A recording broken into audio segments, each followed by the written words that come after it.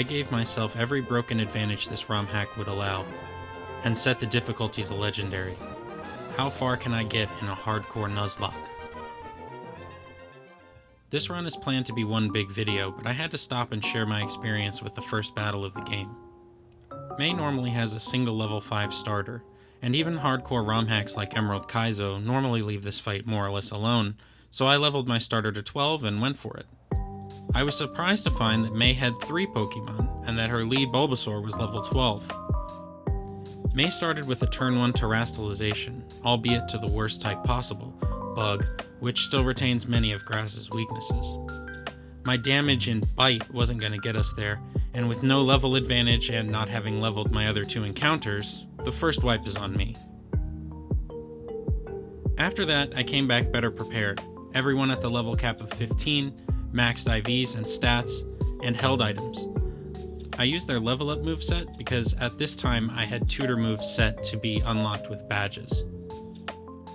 To my shock and dismay, all of May's Pokemon were now also level 15, presumably with their own maxed out stats.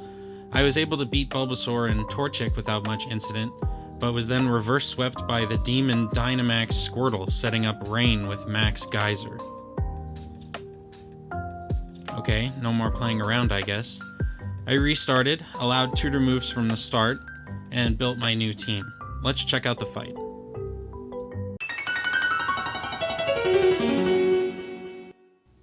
I lead Intimidate Growlithe, and after taking a harmless Tail Whip, torch the Bug-type Bulbasaur with Overheat, bringing in Squirtle next. Applin was able to use a combo of Grassy Glide and Draco Meteor to bring down Squirtle thanks to its defenses and quad water resist. It would seem that May is programmed to Dynamax her last Pokemon because here comes the big chick. I switch to Totodile and take a big Max Strike. Then I switch to Growlithe for an Intimidation drop, expecting a second Max Strike, but I'm surprised by a Max Flare, which does decent damage and sets up the Sun. After Protect, Growlithe only took 6 damage. Dynamax was over, but I was not out of the woods yet.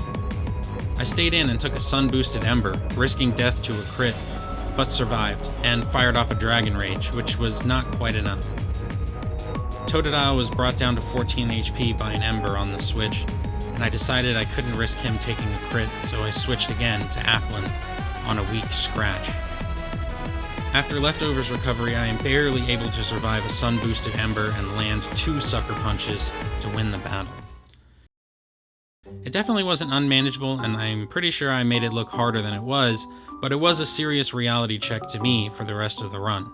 If you enjoyed this and you want to see more, I am doing attempts of this run right now and will be posting more about it in the future. Thanks for watching.